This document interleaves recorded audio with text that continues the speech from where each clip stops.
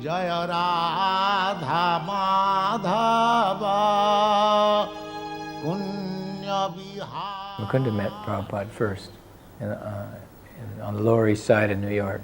One of the very first disciples was Mukunda.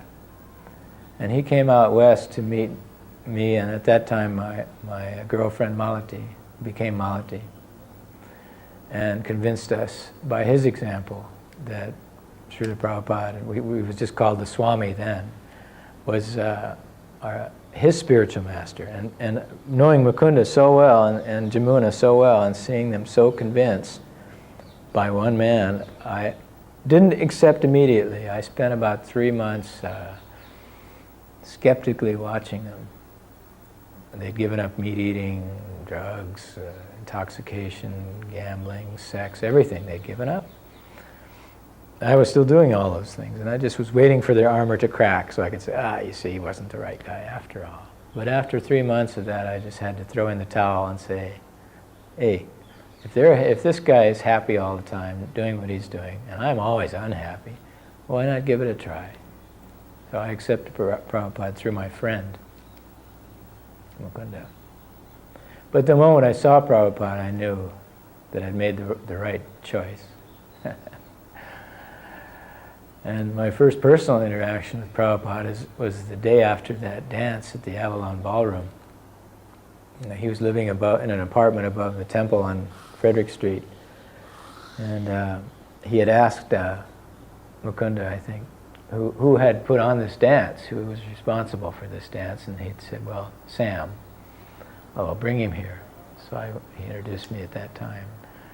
And Prabhupada says, you have made this money? How much money did you make last night? And I told him I thought it was about $2,000. I wasn't sure. That was really Melanie's department. She collected the money at the gate. And he said, oh, in those days that was a lot of money, especially for the Hare Krishnas. And he said, well then, those who make the money should know how to spend it. Do you know bookkeeping? I said, the rudiments, not much. Then I will teach you. Every day you come here, and first he had me come over and sit beside him on his Vyasa-san like this. And he had Mukunda bring some paper, and he began to show me double entry bookkeeping, expenses and costs. And meticulously, he would have me bring the books up every day. And if they missed by a few pennies, he would be on my case. He could see my heart wasn't in bookkeeping or being a treasurer at all. I'm a spendthrift when it comes to money. but that was his practical aspect. He always associated with us or brought us into his charmed us in a practical way. He employed us in Krishna service however he could, and sometimes tricked us just to get us to do some service. But by sitting next to him there on that first morning, then I knew beyond any doubt. I'd been reading autobiography of a yoga and yogi and all this kind of Tibetan book, all those kind of books that were prevalent in those days, commonly available about yoga and mysticism. So I had a little idea what to expect in a spiritual master.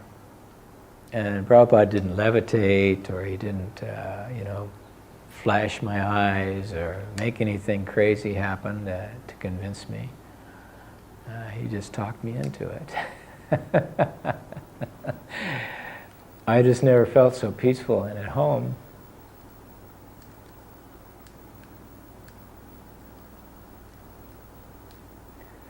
But that was my constant desire, is to be with him all the time as much as possible. It was the best feeling I'd ever had. And I'd tried every kind of intoxicant there was, every kind of sensual thrill there could possibly be that in those days was available.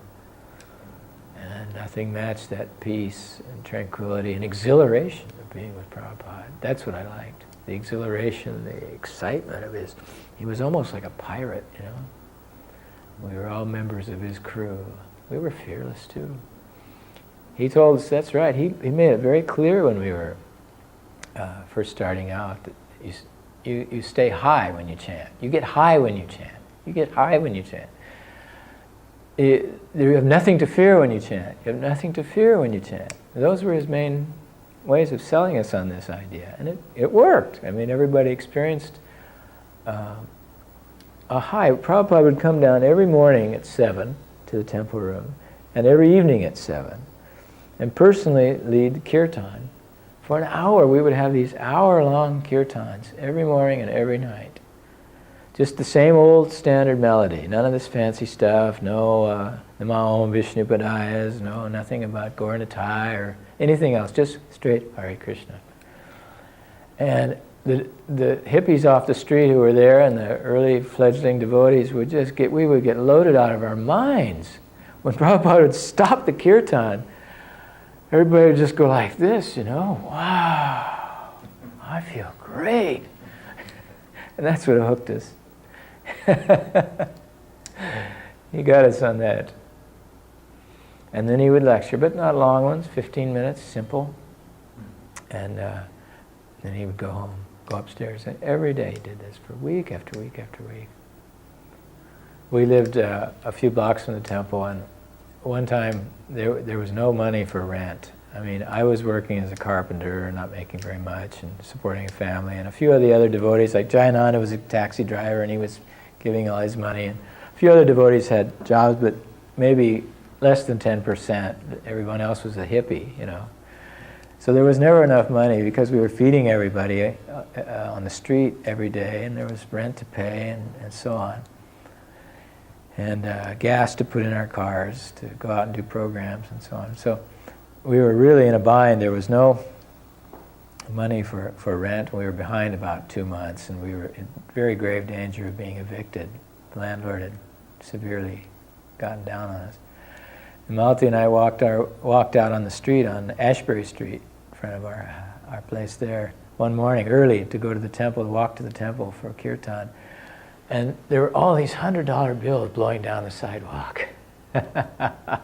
One after another. We just started running around the street picking up $100 bills. There wasn't a person on the street. No one ever figured out where that came from. But these kind of things, I could always hearken back to the magic days of Prabhupada. These are kind of things we began to expect of Krishna. Prabhupada, another thing he inculcated for us from an early day is that if you take a risk for Krishna and stick your neck out to spread Krishna consciousness, Krishna must help you personally. And those who see Krishna closest take the biggest risk for him. And we tested that to the max, and it worked. We got to see Krishna. We got to see $100 bills rolling down the street. This spirit has died down. This spirit has died down. We're too comfortable. One time, I remember someone asked him when we'd taken a stroll down down Haight Street. And there were thousands of hippies gathered in the street on a daily basis, and we walked several blocks down the street to the temple. And somebody asked him, Prabhupada, Swamiji, he wasn't Prabhupada yet, Swamiji, what do you make of all this? And he looked at that person like, no big deal. I'm a Calcutta boy. This is nothing.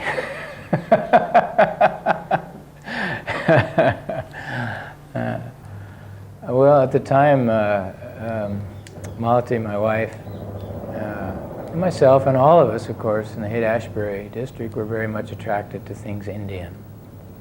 And there was a new shop in town in San Francisco down at Fisherman's Wharf called Import Plus or something like that, Import Plaza. And they always had a lot of Indian stuff in there. And especially Malati used to shop there a lot.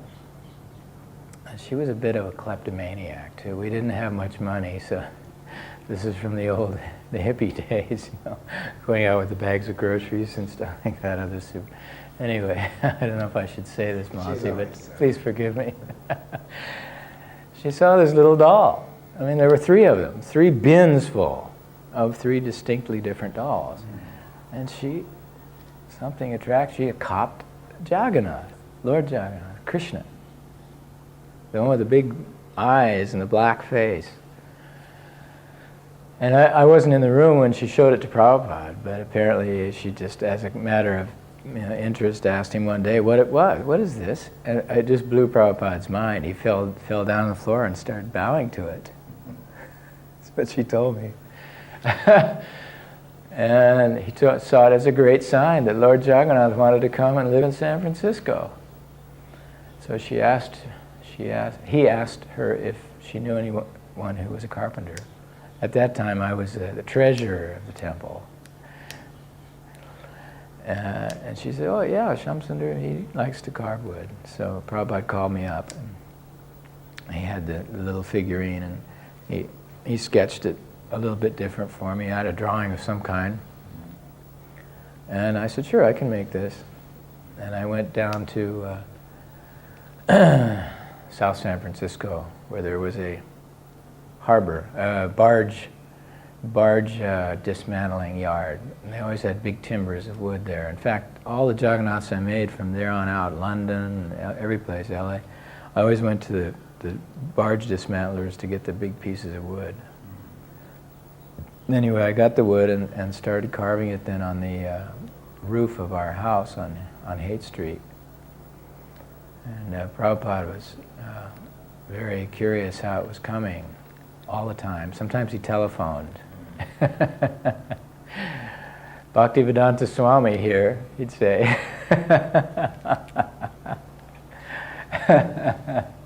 Swamiji, how are you? Some devotees, when they first met him, wanted to shake his hand.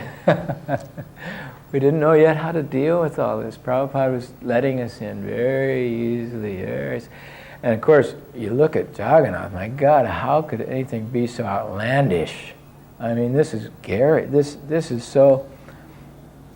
if it could only have happened in 1967 in the Haight-Ashbury at San Francisco, California, for the last 10,000 years, it could only have happened there at that time.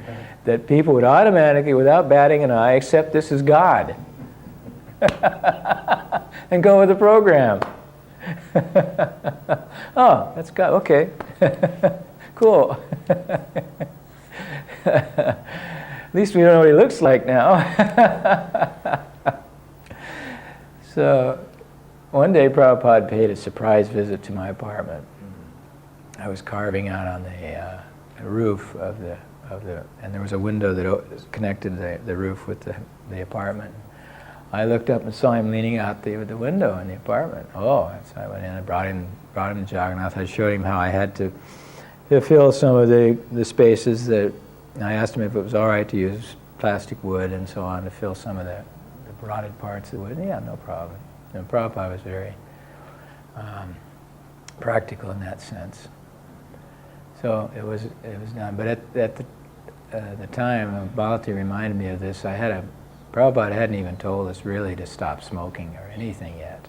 And he was we used to, God forgive us, we used to run out of his early lectures out on the street in front of Frederick Street and light up. Prabhupada. Anyway, I had a pack of cigarettes sitting on the floor there, and Prabhupada just walked by them, and with his cane he went, "Pwah!" and knocked them across the room. And just kind of looked at me and said, "You shall not smoke cigarettes anymore." And we had a dog too in the room, in the apartment. He didn't say anything about the dog. He kind of liked the dog. The dog went everywhere with us. He went on morning walks. He went to the airport to meet Prabhupada, to see him off. He rode in the car with us wherever we went. It was a I don't know, some kind of collie, miniature collie or something. Anyway, a handsome dog. He wasn't a bad dog. Anyway, and then he told Malati somewhere separately later that we should get rid of the dog. He knew I would maybe not like that very much, so he did it through my wife.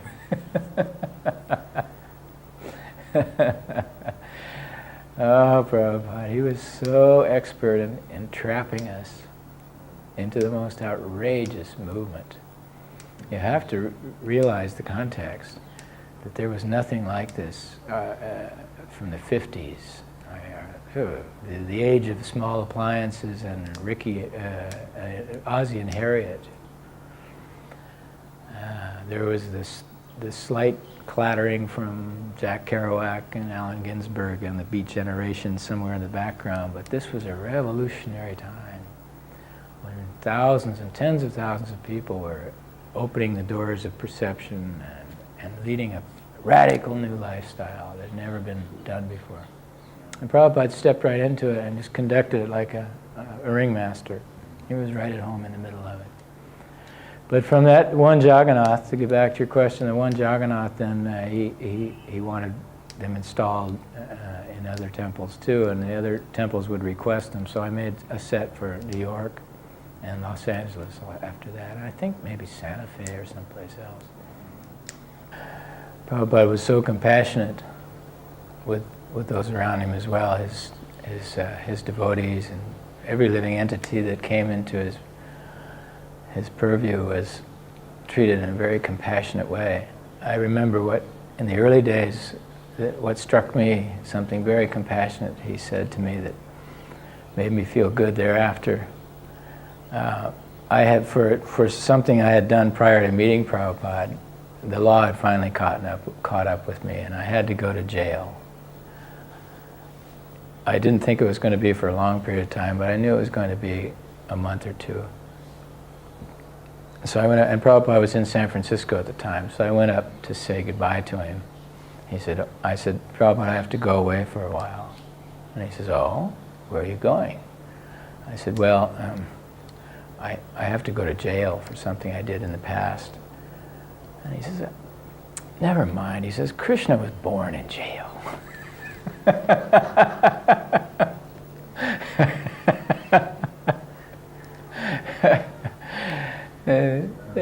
Nothing can harm you in jail. You just chant Hare Krishna. Everything will be fine.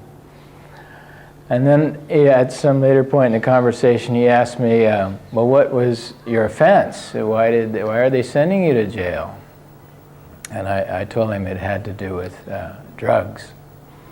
And he said, oh, that is such a... He says, I too was a drug dealer.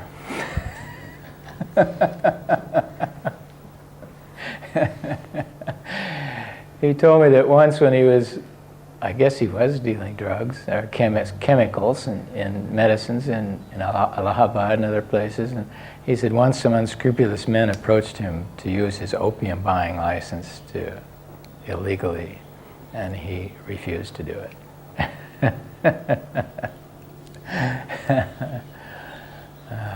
Early on, in 67, maybe even early 68, I had proposed to Prabhupada that I would go to London and meet the Beatles.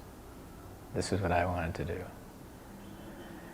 And I didn't realize I had thought about it at all early on.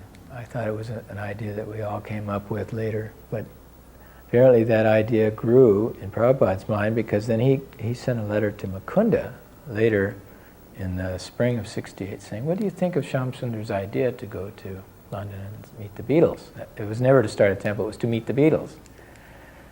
But somehow or other the idea grew, and the jail episode that I was telling you about earlier, the government actually, one day, even though we were stone broke, I actually got a check in the mail one day for a couple $1,000s, which was evidence being returned from that trial that I'd had in my pocket at the time of arrest.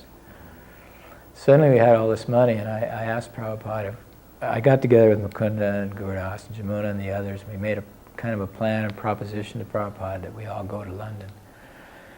So he had given his sanction that we could go. We would use this money for all of us to go. But Malati was pregnant. We had to wait until she gave birth to Saraswati, and then a few months later till she could travel. So it was pretty well set for August of 68 that we would go. And meanwhile, Prabhupada was in Montreal, up there in Canada. He had to go for some visa problems. And so we were on our way to London. We said goodbye to everyone in San Francisco, packed up, and we were on our way to London via Montreal. Malati brought Saraswati in to meet Prabhupada. The first I I called Prabhupada on the phone to tell him that she had been born and what was her name to be, and he said, Saraswati, over the phone. So she was named right on by Prabhupada over the phone. And then when he met her, he just lit up. She was really the first child born in Krishna movement.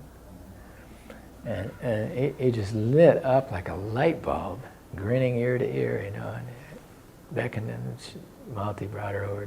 She just held her like this, just a swaddling, you know, 2 months old child. And finally he made the motion that somebody should take the child. He says, otherwise, what people will say, what kind of sannyasi am I? But there on after, as she grew, Prabhupada had developed a very special rapport with her. And it was almost expected that every morning, if we happened to be living in the same house with Prabhupada somewhere, that she would get up and go in his room, usually before anybody else. We'd all come in and she'd be sitting there having had a long talk with Prabhupada, even though she couldn't talk yet.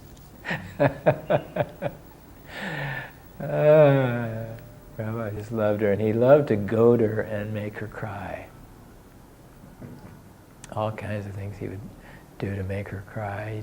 One time when I was destined to go somewhere, he said, well, you know, your father's going far away. He may never come back. She starts going like this, and then but he says, I think, mate, you want to go with him? Yes, Prabhupada. All right, then we can put you in one of his suitcases and pack you up tight. And you may have to travel for several days like that inside the box. And she started crying. I just burst in laughter.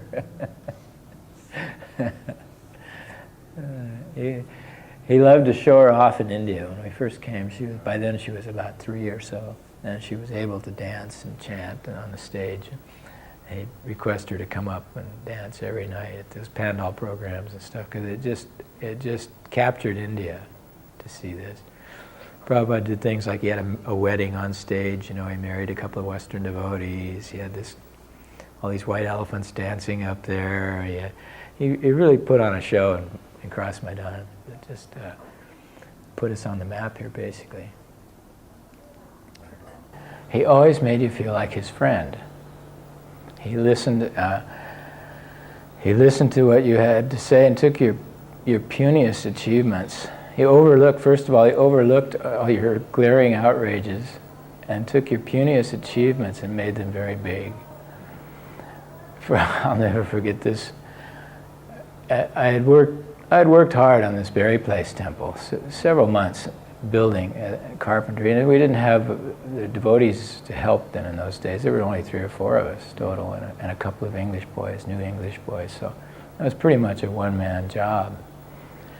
And I was going to stick to the standard that I'd set out when I designed it, even though Prabhupada was in England pushing me day and night to finish this thing so he could get on with things. But he respected the fact that I wanted it done just right, because it was going to be a central showplace in what was then the most happening city in the world, and right in the main street, and that people who saw it should see something perfectly done. I was determined to make it that way, and Prabhupada went along with that for months, despite his discomfort.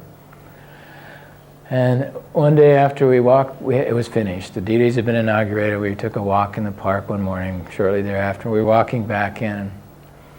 Prabhupada looked at the front of the temple, and he looked it up and down, and he motioned to, I believe it was to Guru Dasa or Mukunda, and he said, you shall put a plaque on the front of this door. And he showed with his cane beside the door a place where he wanted the plaque, a brass plaque. And you will put on that plaque, this temple has been built by the hard labor of Shyamasundar Das. There you go.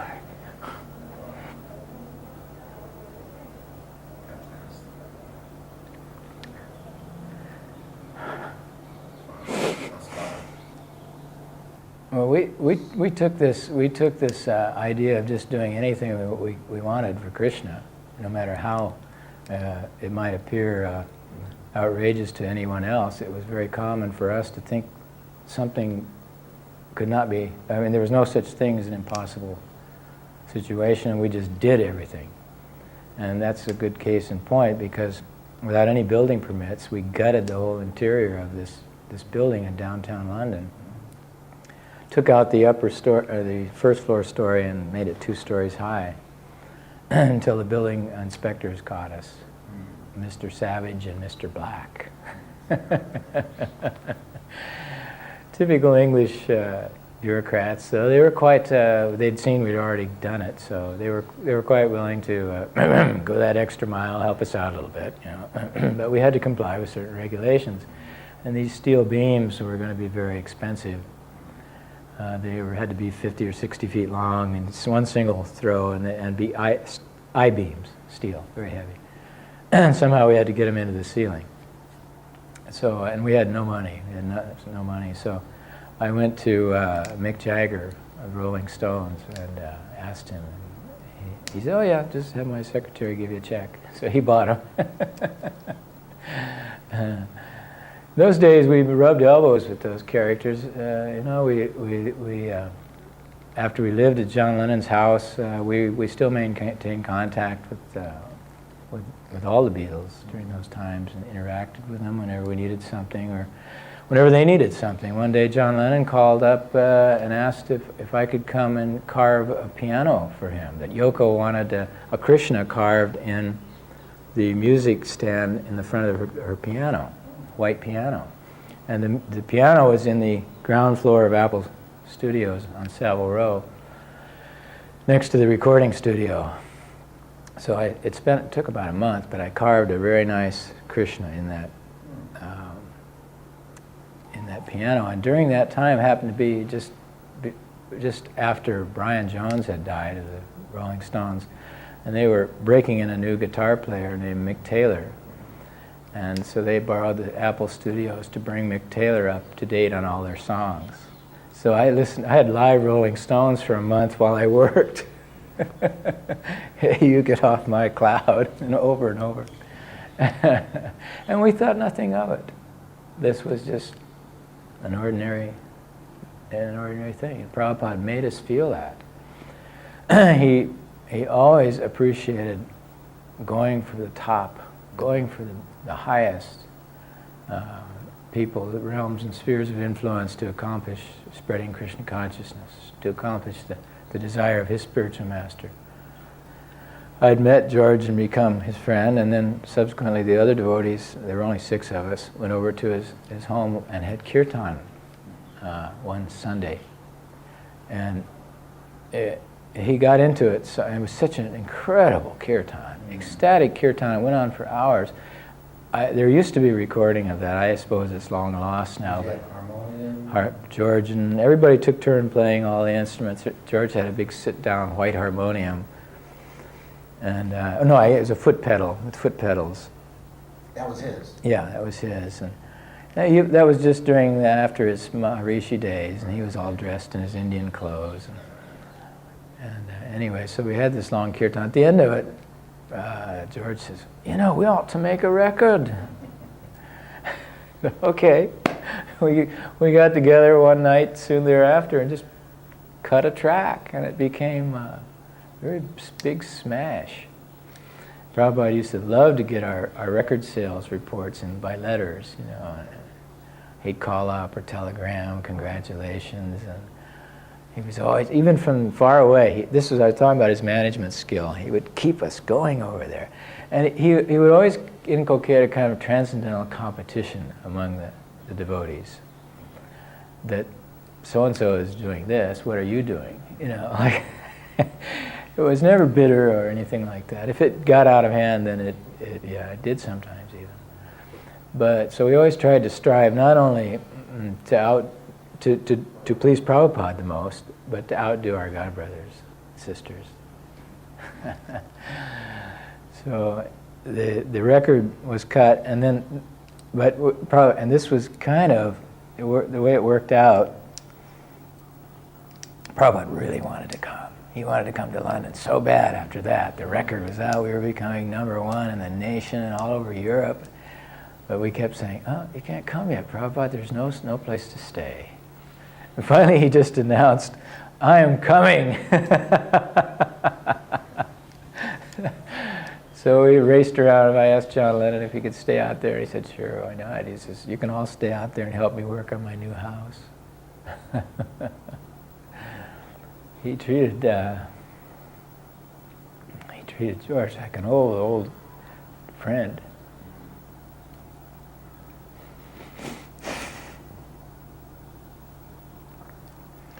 By the way, I spent some time with George this summer. We're talking 1999 now. And George has reached a very high level of spiritual development, I'm happy to say. He chants Hare Krishna every day. And he's totally serene and has accepted life as it is. He's realized, he's actually achieved a much higher level of self-realization than I can ever hope to achieve. He's peaceful and serene to a degree that only is rare in a person. And at such a young age. He's the same age I am. But Prabhupada benefited him so much. I mean, he knew the buttons to push and not to push because of their natural hesitancy to have anything public to do with Prabhupada. Because they would see us then as just going after their money or their fame, not giving them the real thing. So I tried. I mean, Prabhupada, by his example, showed me that, yes, the way to treat them is like this. Always give them, just keep giving them stuff, giving them. Never ask them for anything. Although one time, Prabhupada did call me in his room and he said, we only have one book. We have Bhagavad Gita. That's it. And maybe there was an nectar of devotion, but he said, our Krishna book has been finished now for some time, and I got news today that it's ready for publication. How can we publish? We need this book. He said, I want you to go and ask George for the money for this book.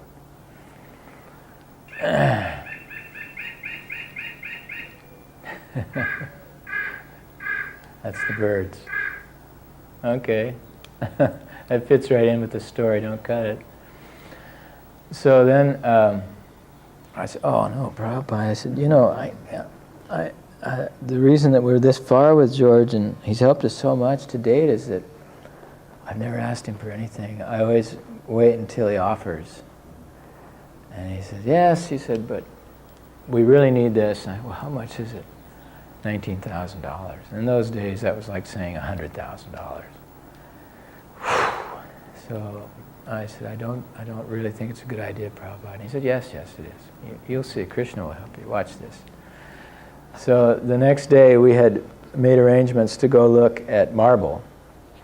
George had donated, or said he would donate a slab of marble for the a new slab of marble for the altar, the Berry Place altar.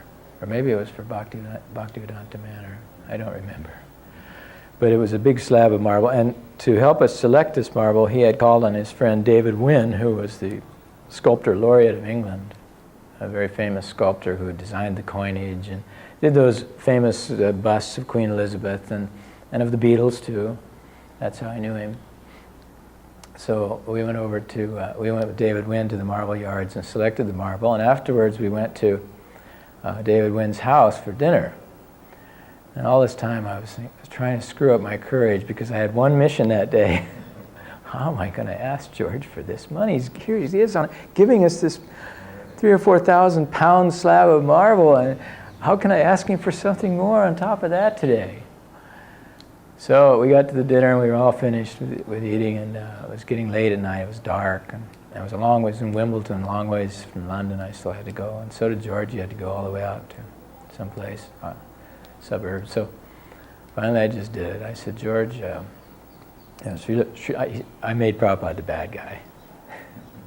Srila Prabhupada asked me to ask you if you would donate money to print Krishna book.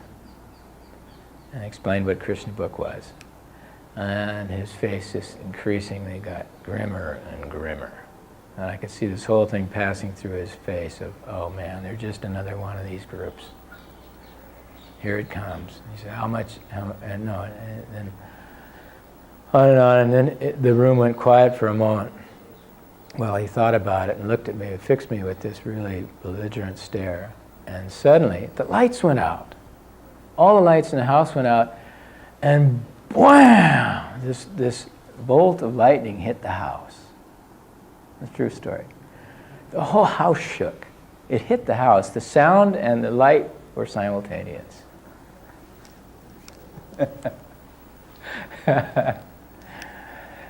And we sat in silence for some minutes after that, stunned. The lights came back on. I looked over at George, and he had this huge grin on his face. He said, well, how much is it then?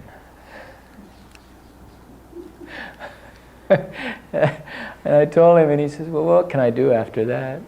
You know? Then he came the next day and talked to Prabhupada about it. Prabhupada came to Portland, Oregon. My parents lived near Salem, Oregon, south of Portland. And he came to Portland, Oregon once to visit the temple there. And Donavir, who was the president, had arranged a radio program in Salem, Oregon with KSLM. And so we drove down there, and I had my parents come over and meet him in the studio. And so they sat in the studio and listened to the whole Prabhupada's talk.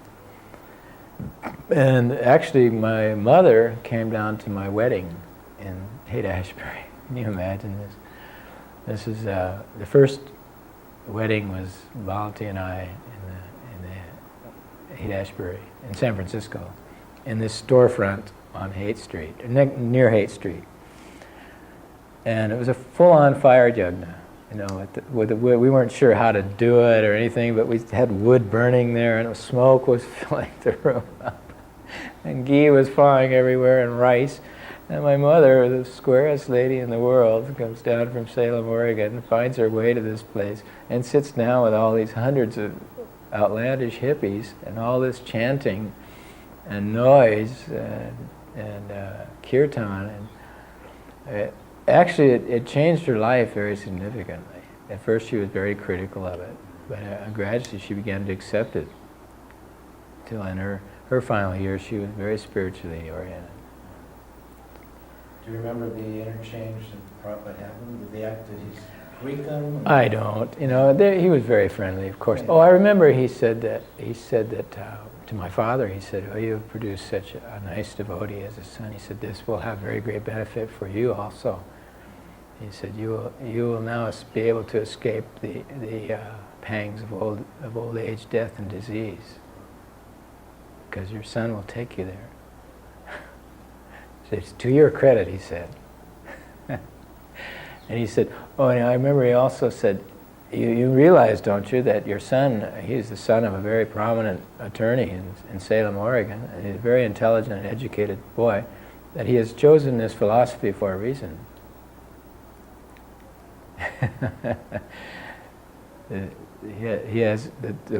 He was implying that Krsna Consciousness could attract the intelligence of anyone, that it was on a very high level. And my parents appreciated that, the philosophy of Krsna Consciousness. They knew I wouldn't do it foolishly. Although I was known to do crazy things, the fact that I stuck with it meant a lot to them.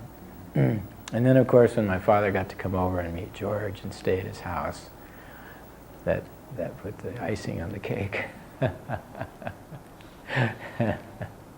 My whole aspiration in life was to grab as much of Prabhupada's attention as I possibly could, and be with him personally as much as I could possibly be, because I experienced my greatest pleasure my whole life in those moments. So I caught on early on that what Prabhupada really liked was to talk to important or famous people.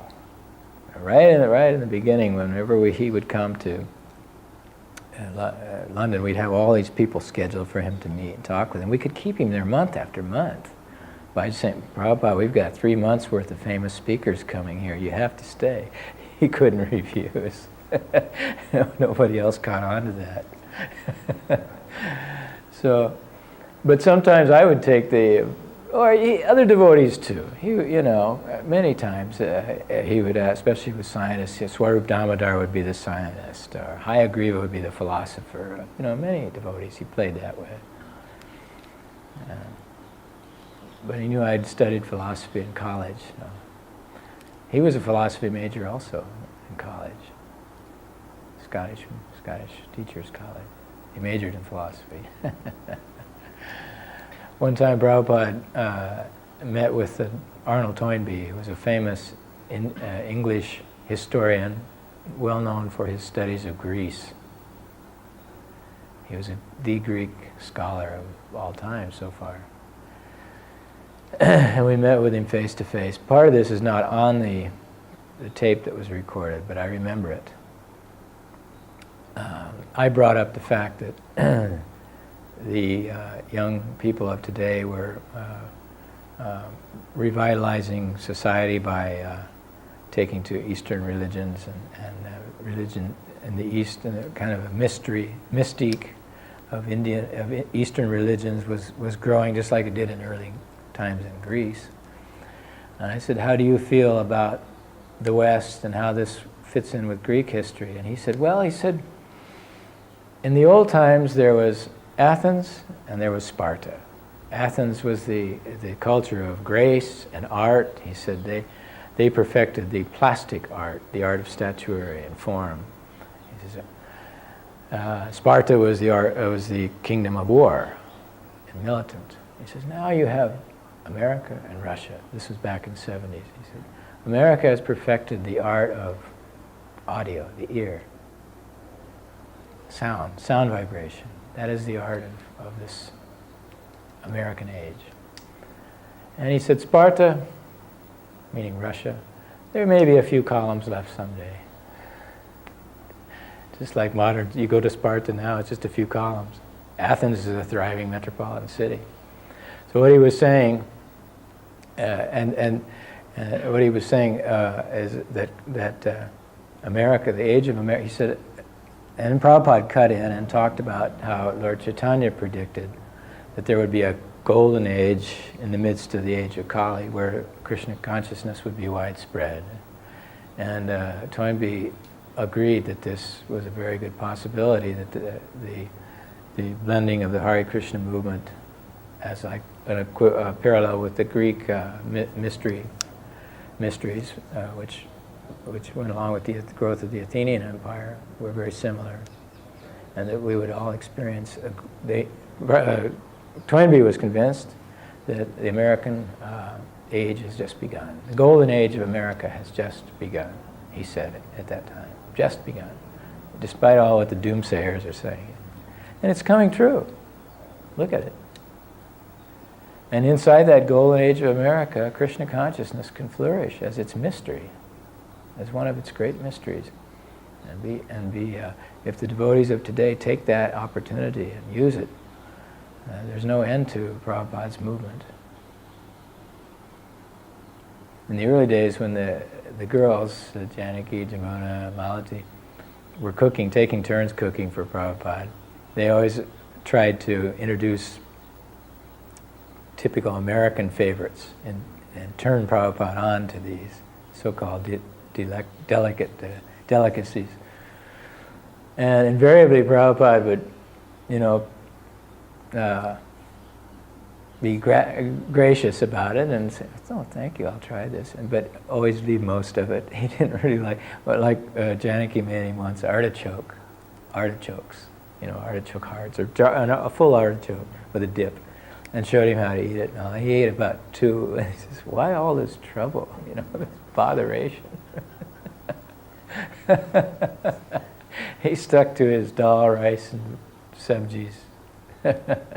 And in turn taught them how to cook. Well, he didn't like all the American gadgets, the American tastes. I asked him once, I said, have you seen Krishna? And he said, yes. I said, what does Krishna look like? And he said, you have seen this acetylene torch you cannot look with your eye?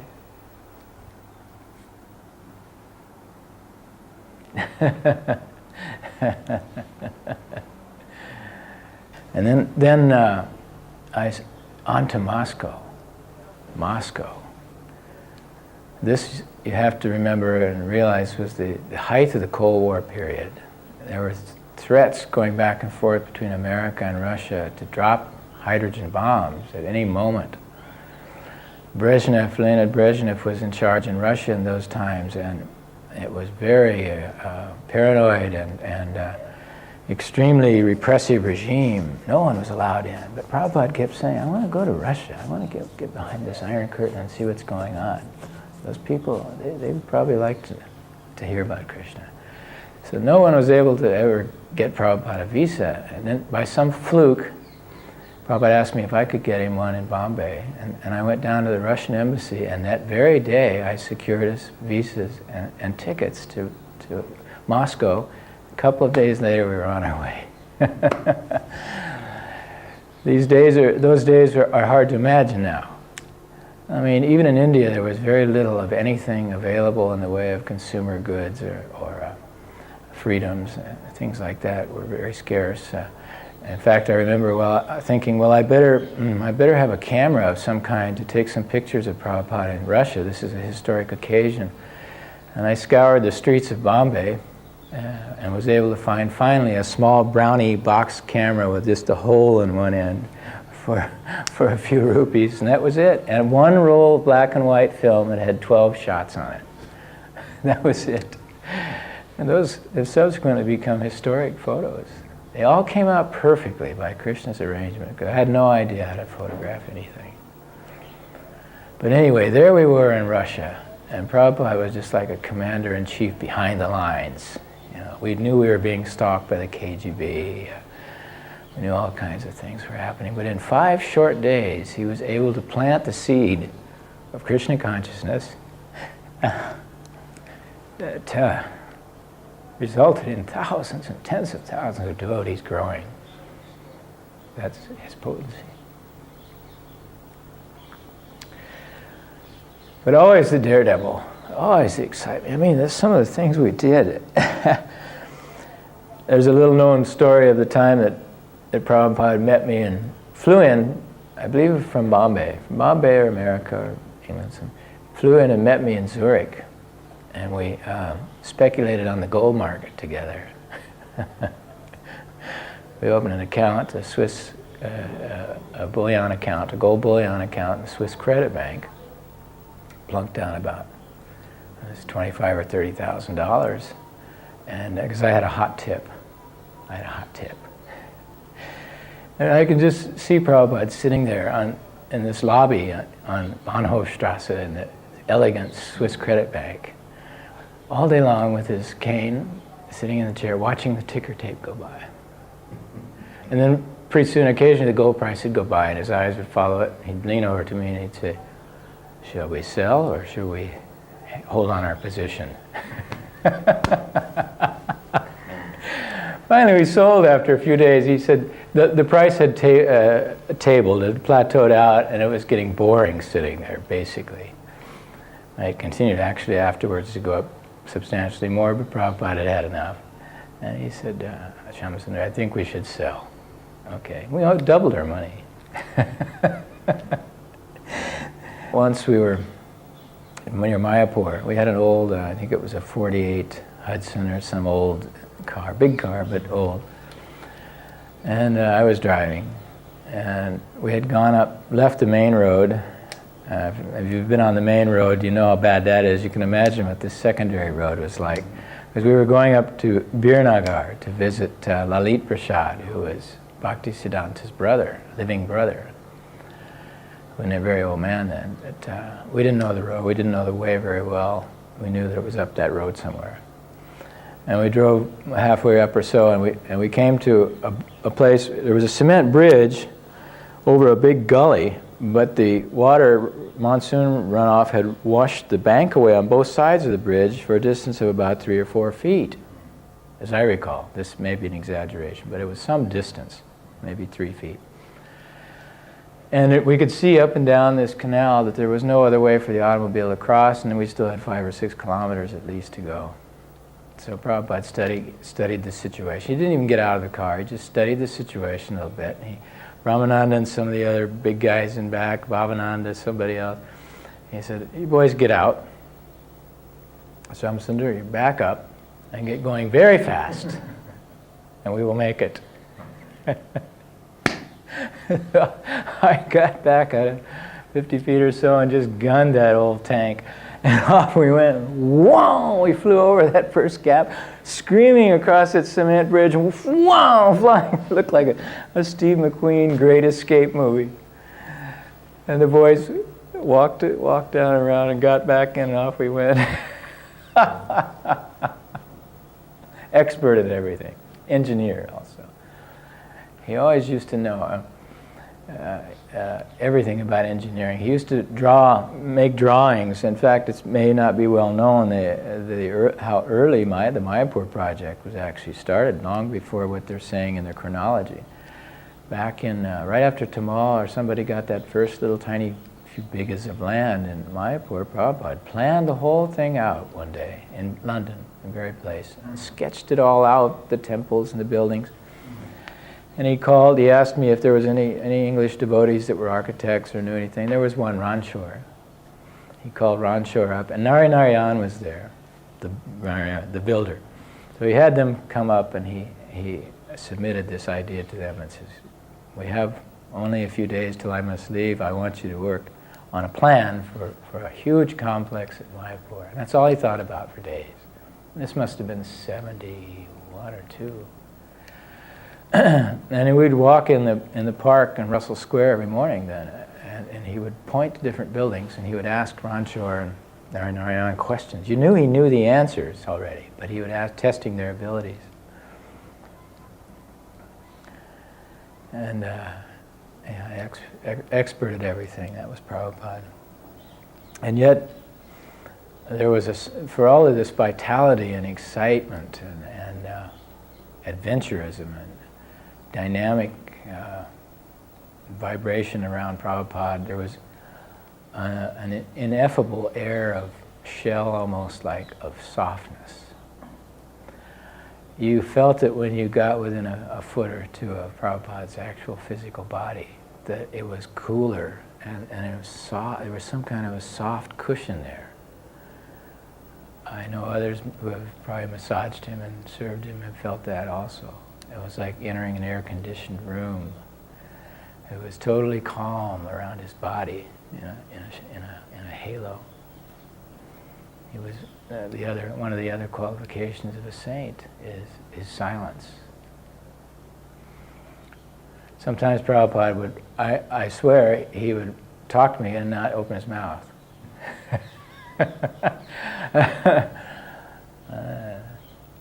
I'd look up and he'd just be looking at me. And I would have heard a full conversation in my head. Sometimes when I was writing letters, this happened many times. I always had the feeling something else was guiding my hand when I was typing these letters for Prabhupada. I could hear his words ringing in my ears. I could type them with my eyes closed and everything would be all right. They came out just perfect.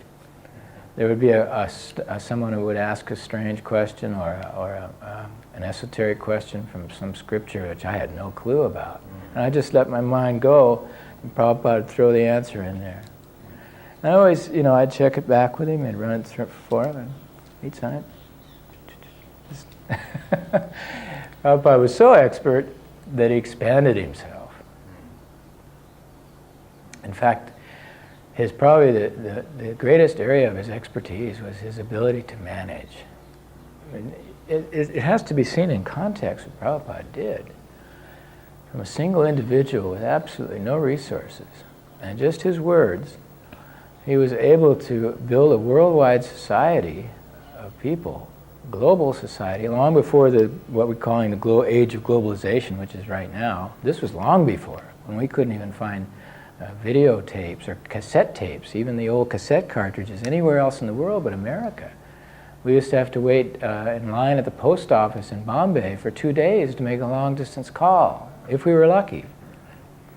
Forget about communication. Forget about any of this. And yet Prabhupada had a worldwide organization in 3 or 4 years built up. how he managed this should be studied. But I was fortunate to be there right at the most exciting time when all of this really kind of hit the fan, and Prabhupada came up with this idea. He called me, and he was becoming overburdened with his management and was complaining about not having time to translate because we had no books either during these early days. We only finally got Bhagavad Gita years after we met Prabhupada, and nothing to distribute. So Prabhupada had a twofold task. He had to keep us all organized somehow, plus he had to provide us with the books. Imagine.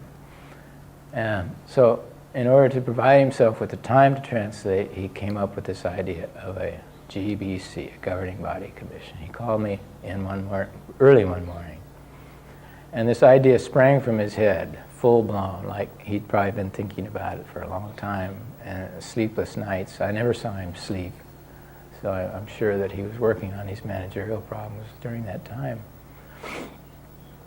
And he said, Shyamasundar, take dictation.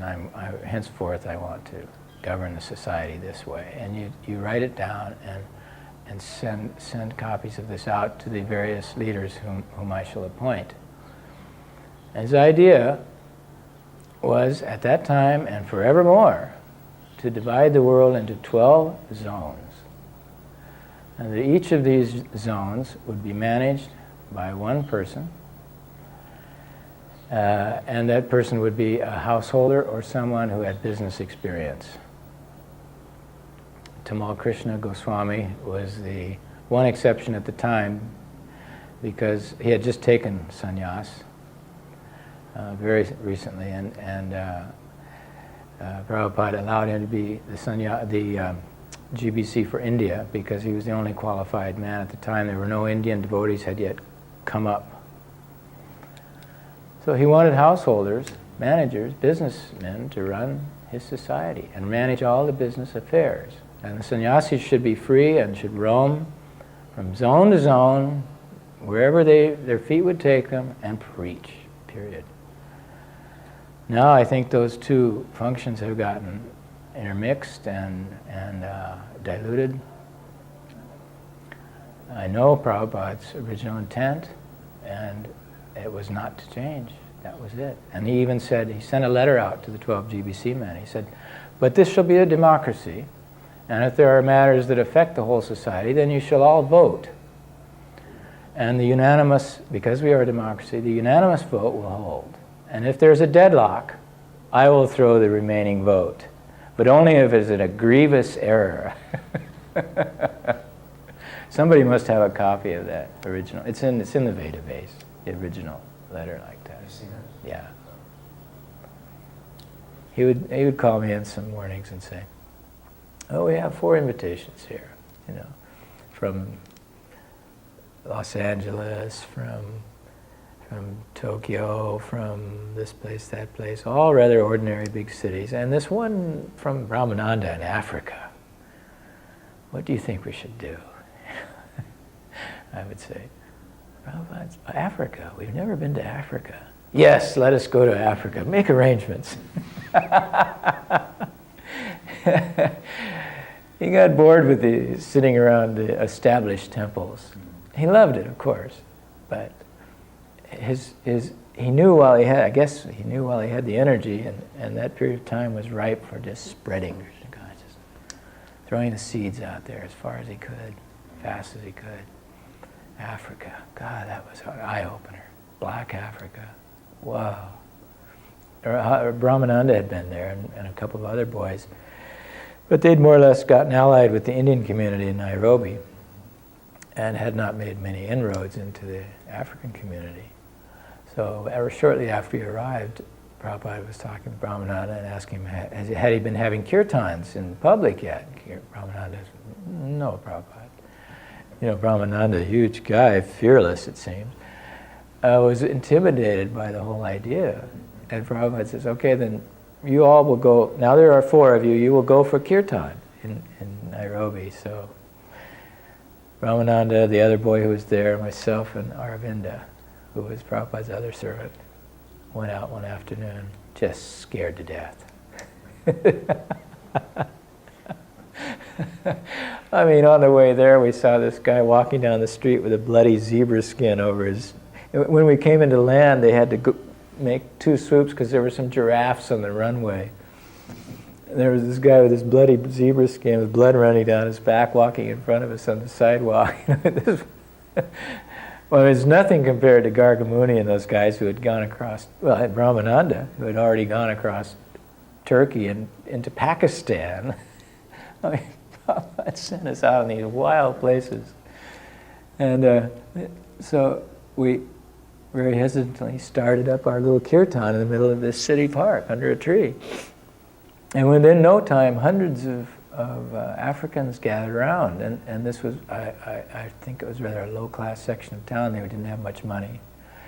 But they just loved it. We began to see that these people, wow, they were chanting back to us. Once they knew the words, we were holding up the words like that, and they were chanting them back. And they got into it, and they were dancing, and kirtan went on great. It was just fascinating to see it. And afterwards, I think Brahmananda gave a little talk, and the one question they had was if we had a book. If we had the book. And we said, yep, we got the book. We got the book right here. And from that day on, Krsna Consciousness was rooted in Africa.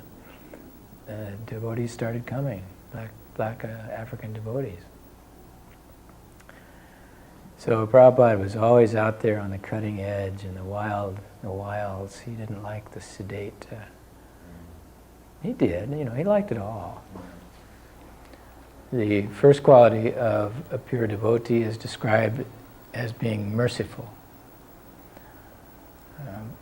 Just being with us was Prabhupada's mercy enough. I mean, every aspect of his behavior was very merciful. That he even deigned to be with us was his greatest act of mercy, I believe.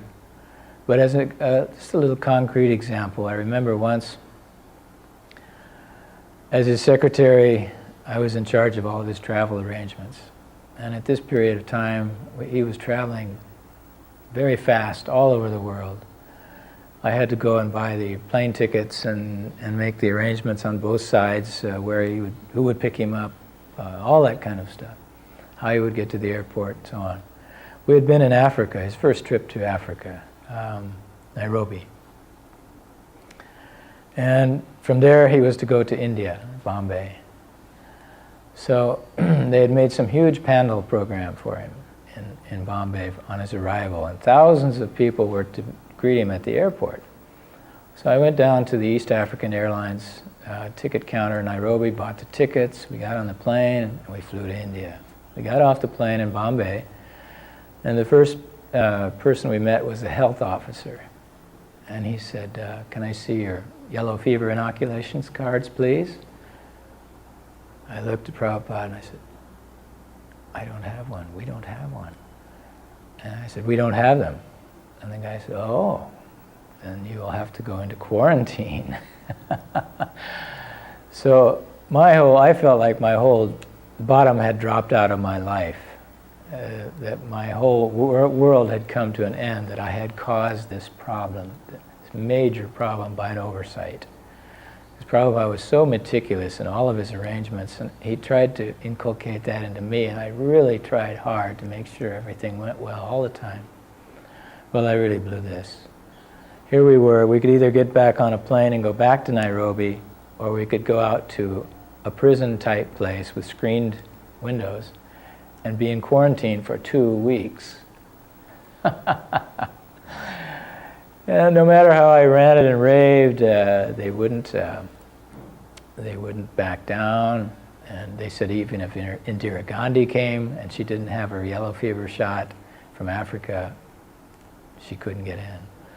And I didn't want to look at Prabhupada during all this. I just knew he'd just be smoldering with anger at me. Finally, I looked over at him and I said, Prabhupada, we have to go to this quarantine. And he looked at me with a big grin on his face. He said, that's all right, we need the rest anyway. After about 10 days there, no one was allowed to come in. We couldn't go out. Prabhupada was getting a very good rest, a lot of translating.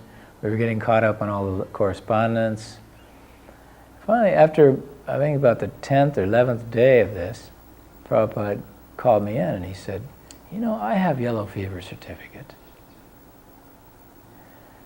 He said, you call Jayapataka in Calcutta and tell him that it's in the right-hand drawer of my desk or blah, blah. He gave directions and asked him to fly it here. Next day, Jayapataka flew there with his yellow fever certificate, and Prabhupada got to leave a day earlier than we did. Now, you can look at that different ways, but in my way of looking at it, being there at the time, Prabhupada knew that he had this there, but he wanted the rest. Nobody disturbed him for about 10 days, and this was during a very active globe-trotting period. He got caught up on everything, and then when he was done, he got out. He was faultless. You could say, oh, he forgot, or he made a mistake. No way. Prabhupada never did that. Anytime you could say, well, Prabhupada just made a mistake. If you really looked at it, it wasn't a mistake. It was all a part of his leela, his playtime with us. Another thing about Prabhupada was his unpredictability. I don't think ever, in all the years and encounters with Prabhupada, that I ever felt anything when I was still outside the door waiting to go in, but a surge of excitement that I'm about to enter the unknown. Even after being with him every day for year after year, every time I opened that door to his room, I had this utter elation that I'm about to enter into a world of surprise, some kind of surprise, because you could never tell what Prabhupada was going to say or do. Never. You could never predict it. As soon as you thought he was going to react to something one way, he'd be just the opposite.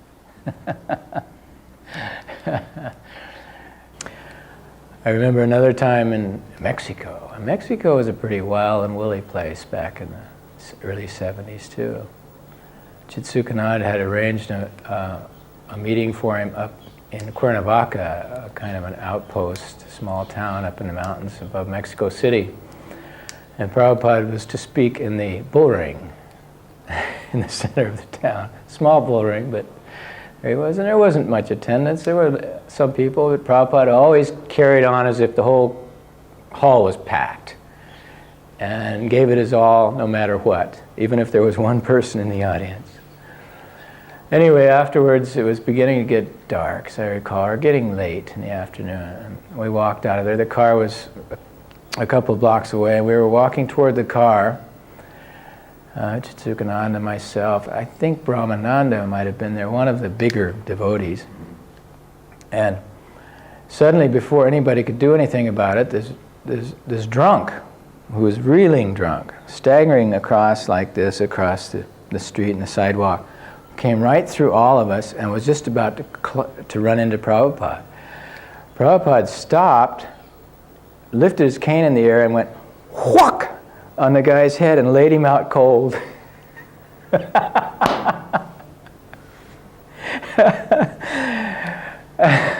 And the look on his expression, of course, my eyes went right to his face immediately. It was just like nothing had happened. He was always cool. Prabhupada he always exhibited these qualities that you associate with the great saints.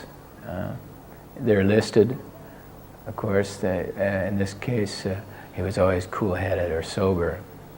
He told me once that one of his friends, back when he was young, had given him some, and he had tasted a drink of beer. And he said he immediately spit it out and said it tasted like horse urine. And I never tried it again. So he was always sober, cool-headed. I remember once we were in Moscow. We had gone to Russia.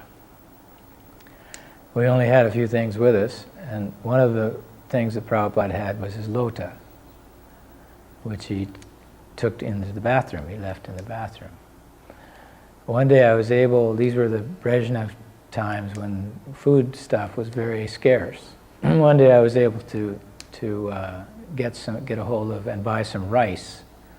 I believe a kilo or two, quite a bit of rice. It was very bad quality rice, but we had some rice finally. So Prabhupada said, cook it all up.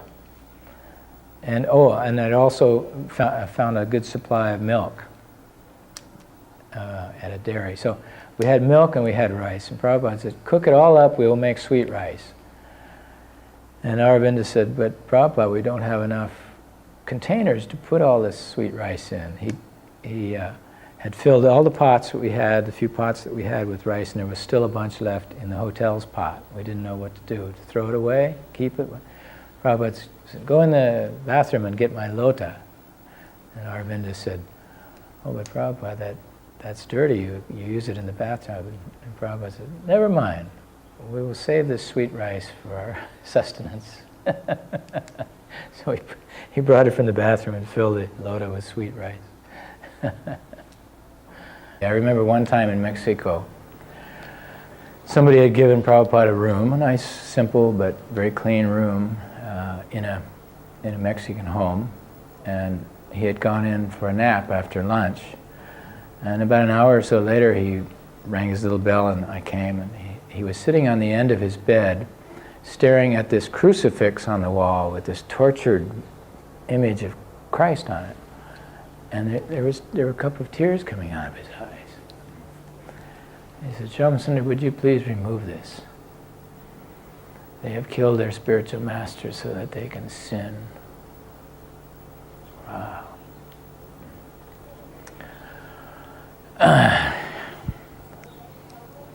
Prabhupada was a poet of great renown. I mean, in my estimation, I read a lot.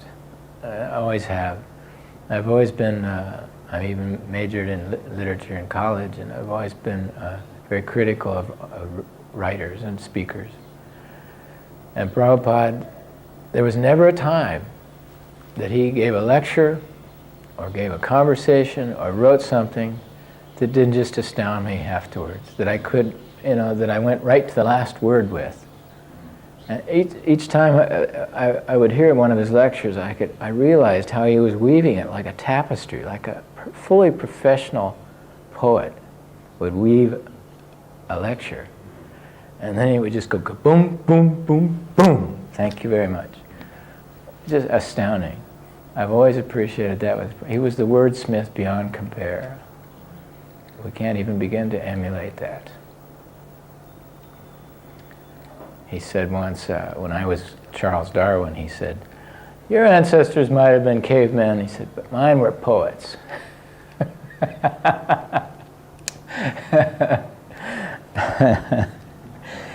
I think one of the other qualifications of a pure devotee that Prabhupada always exhibited also was his freedom from desire for material possessions. Basically, Prabhupada was totally renounced. I remember one incident where in Hyderabad, I had met some jewelers who were former jewelers to the Nizam, so they had a collection of fabulous gems, and they wanted me to help sell them in the West. So they gave me on consignment a big necklace about this big of giant rubies, each one this big, beads, and a similar necklace of emeralds that size. I mean, these were worth a fortune. And I brought them back to, and Prabhupada was in his room, so I showed them to him, and I put them around his neck. I said, Prabhupada, I'd really like to see you in these jewels. And he put his neck, and I put them on. He leaned back, and he had this kind of pleased expression on his face. I said, Prabhupada, these jewels belong on you. And he said, yes, you may leave them here for some time. And then I left. And the next morning they were on his desk. Now you take these out of here.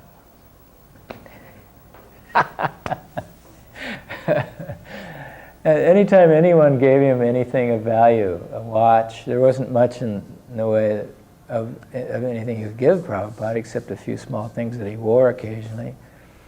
A watch, a ring, these were favorite items, a set of buttons for his shirts or whatever of any value, he would wear them for a few days and then give them to some devotee. Or if somebody gave him something, he would exchange his watch or his ring, something times very valuable. I remember I bought him I was in Switzerland once, and on Bahnhofstrasse I saw the very first limited edition of the quartz digital watches. This was about 1972 or 3, something like that. When they first came out, this guy made the first 1,000 limited edition Goobline. And I bought one. I didn't really have the money, but I spent everything I had buying one of these watches because they look so cool with those red letters on there. Nobody had ever seen these quartz digital letters. All it did is give the time when you pressed the button. That's all. It didn't do anything else. But it was a big gold watch. And I gave it to Prabhupada, and he just loved that watch. He'd sit there and play with it all, show it to everybody. Look, do you want to know what time it is? And, it had the hundreds of seconds going on. Click, click, click, click. But a few days later, he wasn't even wearing it. Somebody else had it. Prabhupada never accumulated anything. He always had everything in full. Krishna provided for him in full. In the books, Prabhupada taught us, and in his lectures, that Krishna is the supreme proprietor of all energies. And that even the small jiva energies are really, we are not the proprietor of our energies. The energy is transcendental. And he not only taught us in our books that, to understand that intellectually, but he exhibited that himself many times. There were times when I thought Prabhupada would just be ready to die from fatigue. We would go from morning to night to all over the world. He would run from one lecture to another in somebody's house, and he'd be looking exhausted, and I'd say, "Okay, we're going to bed now, Prabhupada." And I'd just get him in his room. Some people would show up out there, and I'd say, "Well, you can't see him just now. There's some ordinary people." Prabhupada would hear him out there, and he'd say, "Let them come in." And he'd talk into the night with these people about their families and their problems. And he just kept going. Then I'd crash. I'd go to sleep finally. His light would still be on. And I'd wake up at some point, usually with his bell ringing. I always slept in my clothes. And his light would still be on. I never saw him sleep. I can't remember, even in those train compartments when we'd travel together around India in two-bed compartments. I don't remember him looking at him with his eyes closed, sleeping. I would see him sometimes laying there with his eyes closed, but he always knew what was going on around him. Sure enough, as soon as I looked at him, one had opened like this. He was just so aware. So I learned early on that energy is not, this little body is not the source of our energies. Once it becomes Krishna conscious. As long as it's allied with the material nature, it's very limited. We can crash in a minute. Crash and burn all the time. But as soon as you start getting wound up about Krishna, we've seen it. Everyone has seen this happen. Not only with Prabhupada, but with devotees. Look at Malati, how she's overcome her illness through Krishna consciousness. Purely, it's a miracle. No one can believe it. The miracle of modern medicine. Nobody can understand it.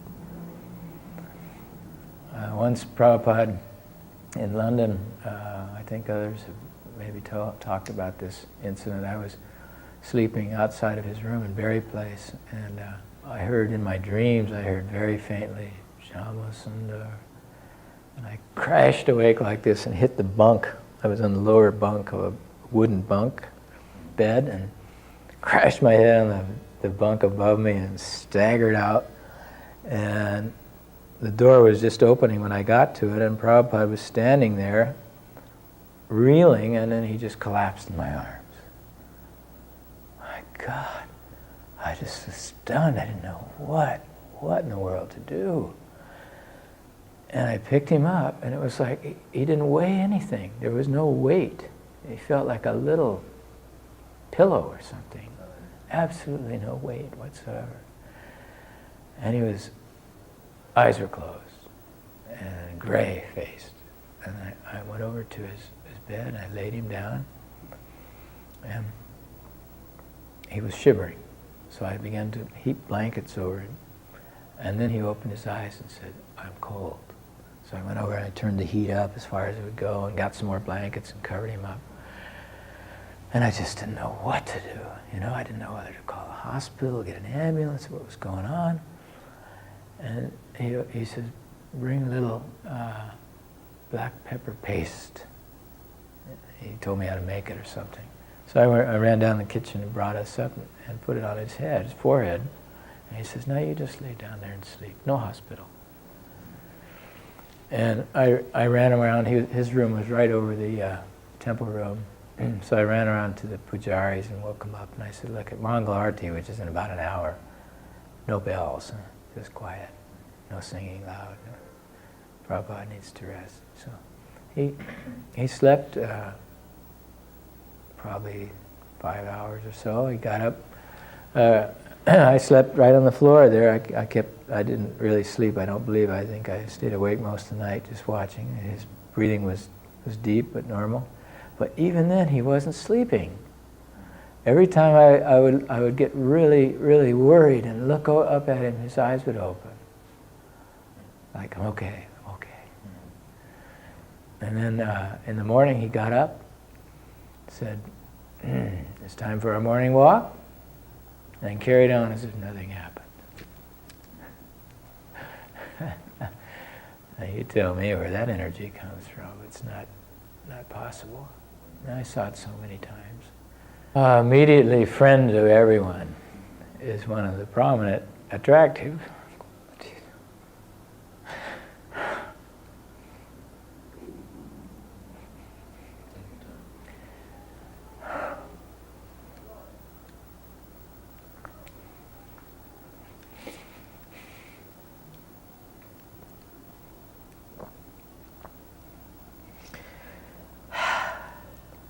Prabhupada said that in this material world, that relationships that we use to anchor ourselves in the material nature, like husband, wife, sister, brother, friend, are just dim reflections of the transcendental.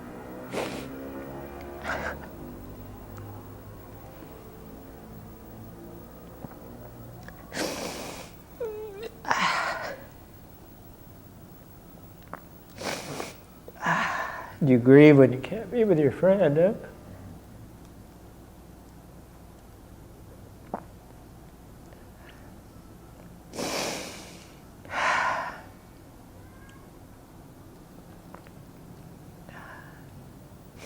Why tears? It's not lamentation.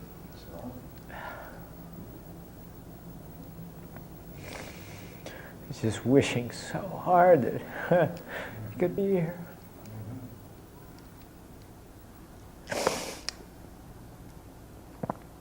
It's pretty selfish, huh? No. More people. Prabhupada always said that it's the desire of every human or every living entity to have peace and be satisfied. That's what we want. That's our nature. And whenever Prabhupada was in my presence, I always felt that to the ultimate. It's the only time.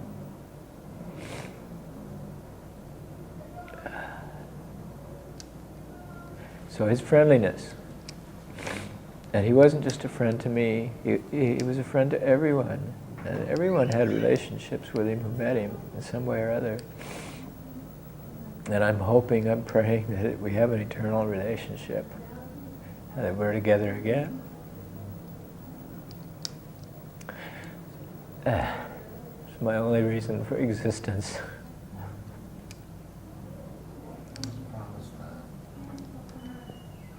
But also Prabhupada said that friendship is two-sided. That the friend reciprocates. We were talking once about Queen Elizabeth. David Wynne had recently done her bust, and he had given her a copy of Prabhupada's Bhagavad Gita. I asked him if he could, while she's sitting there for hours, and while he's designing her bust, just slide her this copy of Prabhupada's Bhagavad Gita and let her thumb through it. And she did one day while he was sitting there for hours. She looked at Prabhupada's Bhagavad Gita, and David Wynne relayed this, that she amusedly at one point looked up with a bemused look on her face, faraway look, and said, Krishna is Krishna, the friend of everyone, and Krishna is responsible for everything and everyone, something like that. She said, wouldn't that be wonderful? Krishna, the friend of everyone. And Prabhupada, when he heard the story, he said, yes, he said, Krishna is the friend of everyone, but there must be reciprocation. That is what she's missing. You can't just become Krishna's friend. I mean, you're his friend, but you can't become his friend without reciprocation.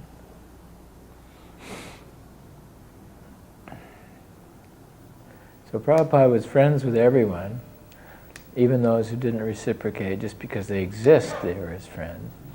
But with certain people who served Krishna, he was especially friends. And his expertise, I would say always, I go back to that, how expert he was at everything. And there's another one, faultless. Prabhupada had no errors in any of his, either his behavior or his actions, his words, anything. There was never any mistake. I mean, even so-called superficial mistakes, like, I left my glasses behind or something like that. There would always be a very good reason why that was done. And I saw a lot of years of that in order to make that.